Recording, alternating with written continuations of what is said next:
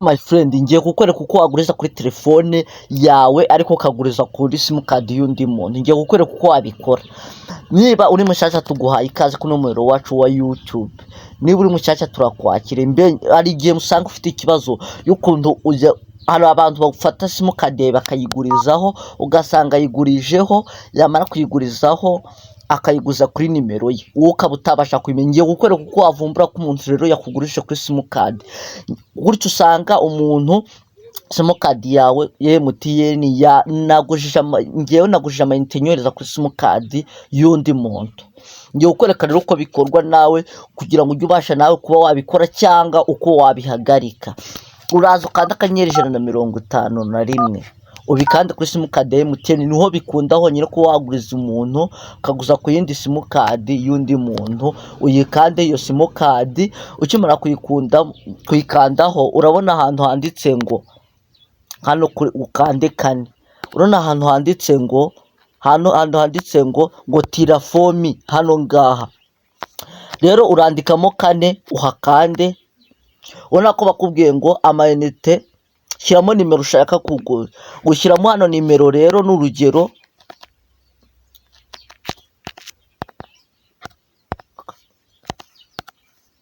Bibutsa ko izo arizo nimero zacu. Ushaka kugira ikindi kintu twakongera muri video dukora watwandikira hano ngaha. Uhita ukanda next. Hano rero bahita bakubwira ngo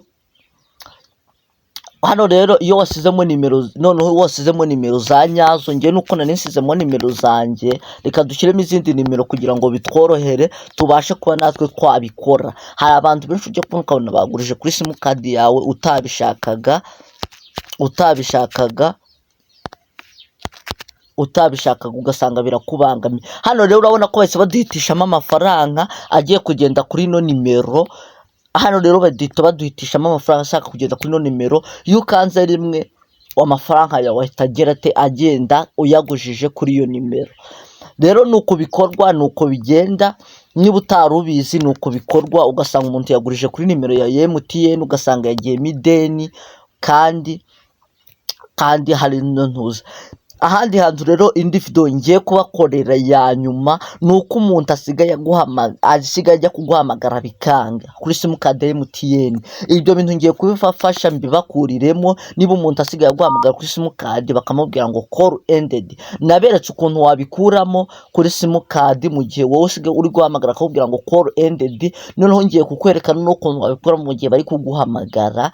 Ndabikwereka muri video ikurikira. Iyo video uze kuza kuyisanga saa 10 kuko ingi irajyaho saa 8. Mbibutsa ko buri wa gatatu na buri wa kane na buri wa gatandatu azajya bari live turi gukora telefone. Mbibutsa abantu bashyashya tukomeza kubakira tubaha ikaze. Niba uzi kuri mushyashya tuguhaye ikaze kabisa.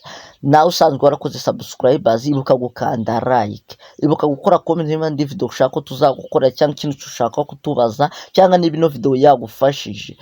Mbibutsa ko yuko nomero zacu ziba ziri kuri buri video. Niba ari indi nkunga ushaka kudutera cyangwa hari ahandi hantu ushaka indi namwe ushaka kutugira, wayitwandikira muri comment cyangwa ukaduhamagara kuri nimero zacu cyangwa ukatwandikira ku rubuga